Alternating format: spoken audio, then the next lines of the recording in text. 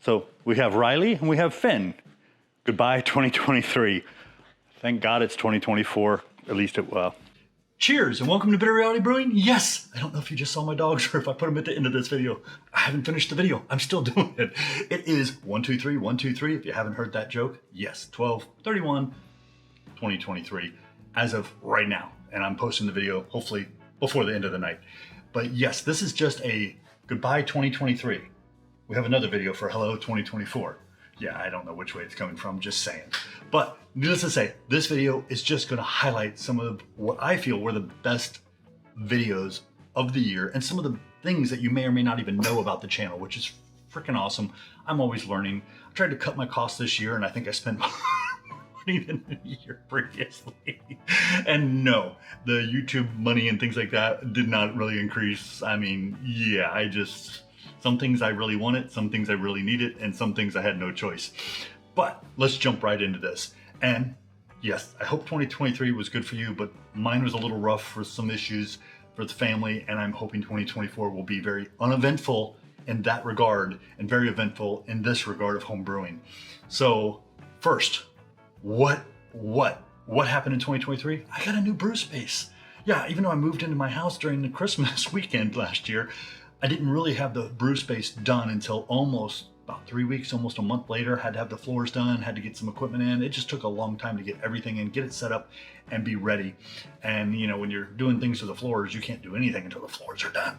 But yeah, it's kind of funny. I have 470 square feet, which is more space than I would ever imagine having for home brewing. And I've already kind of ran out and I've been re-optimizing. I've sold some equipment, I've given some equipment, I've thrown some equipment away, which just absolutely killed me, but I couldn't get anybody to get it. And then when someone said they wanted it, I missed the note and I trashed it. But let's jump right into this. First, we're going to talk about yeast. New yeast to me that I used this year that really impressed me. If you haven't tried these yeasts, you should definitely go try them, especially if you like to experiment. I mean, I love experimenting, as you already know. One was I had not had a cold IPA that I really cared for or appreciated or would care to ever buy again until I brewed it myself. Brewing your own cold IPA, oh, those are the best cold IPAs I've found so far, was Omega Lunar Crush. I really wasn't into it. I like Star Party. And when I did the two comparisons, oh yeah, Omega Lunar Crush. That was impressive. It was one of the best cold IPAs I've ever had, and I will definitely use that again. We learned Thiolized really does give you lots more aroma, a little more flavor, but more aroma than anything that I noticed comparing the hops and the yeasts. But Mangrove Jacks was another one, Hophead. I'd never heard of that. Got a couple packs, let it sit in my fridge for who knows how long until finally I decided I was going to use it. Yeah, that's a great yeast. It's got some sort of enzyme going on, and it was just really good. I won't say it even got close to the Thiolized for the aroma, but the flavors were just really good. The hops stood out and I really enjoyed it. And the last yeast that I really was impressed with this year was White Lab's Franken yeast or Frankenstout yeast. It is seasonal, I'm sorry. Yeah, I had a blast. We did have a bad batch out of 4 total batches of beer that we did, but that's a cool yeast. It's a lot of fun. You can do just about any kind of beer and you're not going to know exactly where it's going to come out. And I know that's probably the opposite of what most people but it did a great job. It was very impressive. And it even had chemical compound reactions, is what I'm being told that is, with certain hop oils. So when you're fermenting at different temperatures, different yeasts are reacting, and it made certain hops stand out much more than other hops. Well, at lower temperatures, certain hops stood out and other hops didn't. It was just really, really cool. I love doing those types of experiments.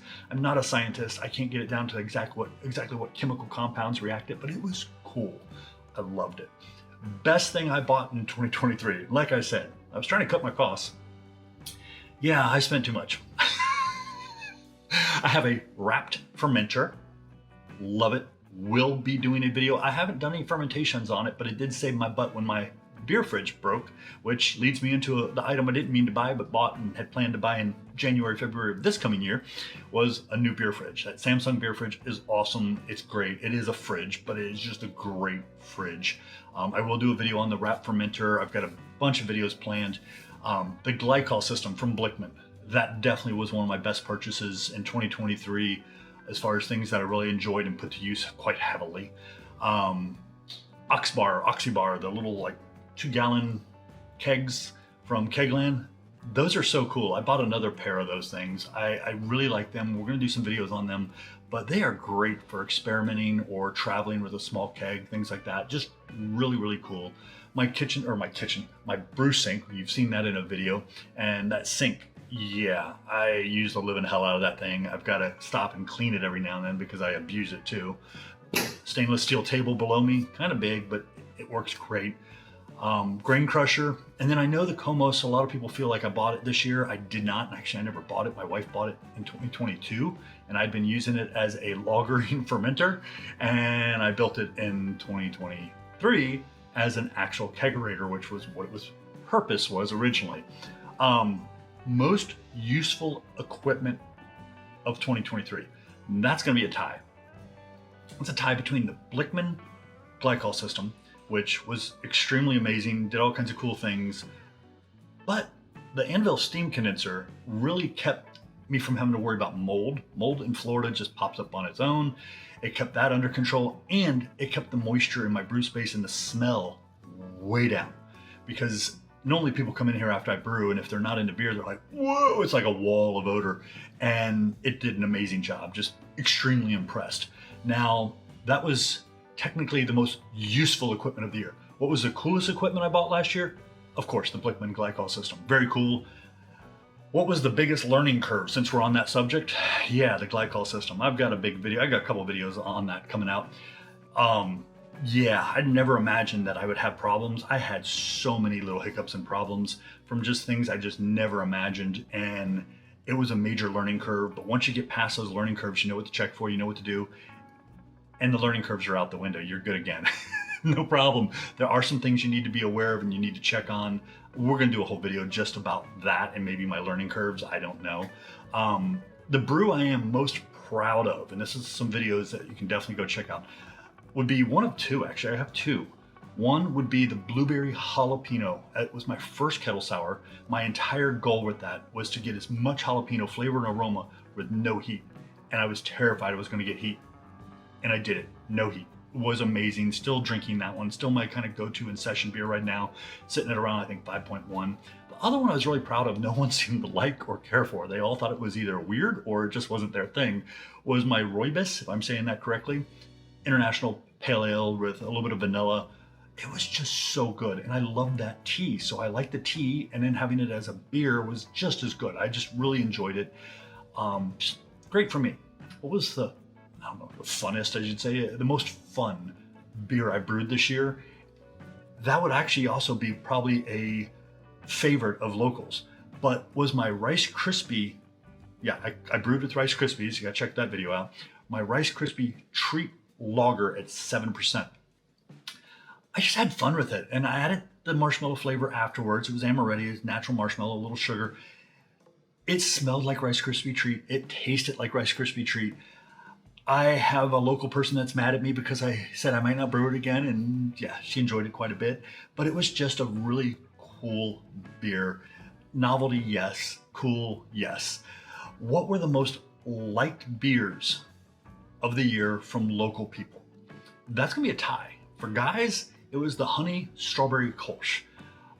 Yeah, I even have a family member that's like, comes and visits sometimes, like, do you have any left? I have 2 left in the back of the fridge just for him. But that one went over really, really exceptionally well. Probably better than the Rice Krispie treat, but the Rice Krispie treat beer was the ladies' favorite, hands down. The ladies were like, oh, can you give me more? What do I have to do? Can I pay you to brew another batch? I want like as much as you can brew of this stuff. This stuff's awesome. So yeah, the Rice Krispie treat was definitely a big hit with the ladies. The honey Kölsch was more with the guys. Some of the ladies thought it was nice, but the guys really seemed to like that a lot. And then what was my favorite session beer for me that I drink kind of in the middle of the year? Now, of course, my blueberry jalapeno is my session right now. And before was the Rooibos Vanilla International Pale Ale. But the one I'm still kind of sipping on in between that I like, but it's not my go-to every time, but it's low ABV and it's really good, was actually the Grapefruit Witbier, which that video did really well. But the Grapefruit Witbier, with a little hint of amaretti grapefruit, all ruby red, added to it afterwards, it did clarify even more after a few days. It wasn't so foggy like it was in that video when we did the taste testing.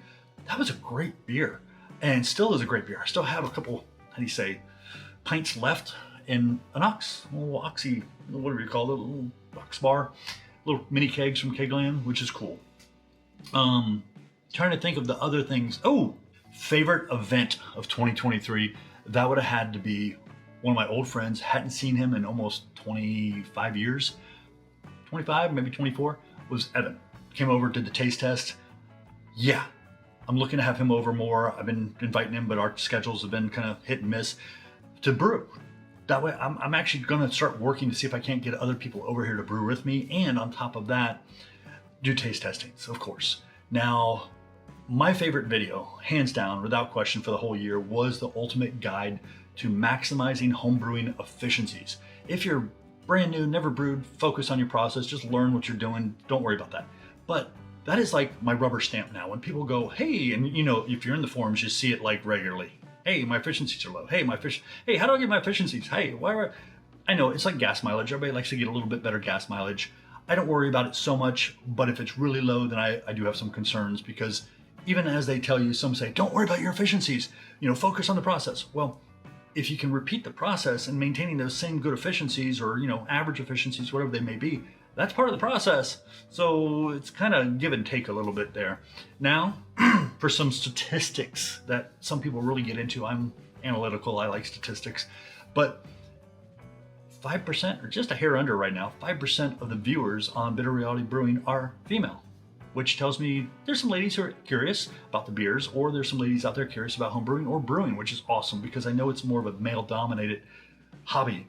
So just like in IT is, that's why I'm always excited to see ladies getting into it and learning. The other big one was that I have nobody 18 and under, and 18 to 24 is like 0.5% viewers. Everybody is 25 to over 60, with the majority being in their mid-30s, which is a really good audience to have. And I thank all my viewers and appreciate all my viewers. Yeah, definitely awesome. Subscribers even more so. That's only 25% of the views. I understand some people view videos and aren't logged in, so it doesn't count. Log in, let it count, it's up. But top 10 videos. This one kind of blew my mind a little. The top 10 videos by views for this channel. Top 10 ever, not this year, ever. None of them were from 2023. Now keep in mind that they've had more time to be viewed, but the top views throughout the entire year of 2023, not a single one of my videos from this year were in that top 10. A little disheartening, but understandable. Now, the top 10 videos that gained subscribers, there were only 2 in 2023. The rest were from mainly 2021, but was comparing glycol chillers and the ultimate guide to maximizing home brews. My favorite video so far this year that I felt was really necessary, and I procrastinated most of the year until I did it. And the last one, now this is kind of cool. This kind of caught my attention and made me kind of happy over not getting as many subscribers from the 2023 or the views in the 2023 videos, was watch time. Okay. My videos in 2023 had an average, the top 10, videos for watch time in the top 10, whatever you want to call it, were all in 2023. And they averaged over 66% more viewing than previously, meaning people are getting in, watching that video and watching the whole thing, or watching the majority instead of cutting out or jumping around, which I truly appreciate, and thank you on that one. I know I'm not always the most interesting person out there. I know I'm not the college girl with the low cut top. Sorry. Yeah, if I do that, my wife says YouTube will ban me, so I just gotta look out for myself on that one. But yeah, those are cool things that I appreciated in 2023. If you missed any of those, definitely go down below. Check out the links, go check out the videos. If you didn't hit subscribe on the like on those previous videos. I do it just to remind myself I've already seen that video, because I have some forgetting issues. But yeah, cheers, and I hope 2023 was better to you than I think it was to a few of my family members. And look for the video for 2024 moving forward. Cheers. Thank you. Retake. Goodbye 2023, welcome 2024. Finn, stop. Oh, yes, if you get your hair or head near him, he licks you. So let's try this again. Finn, stop. Yes. Goodbye 2023. Hello 2024. Oh man, dude, you gotta stop. That's crazy, okay? Yeah.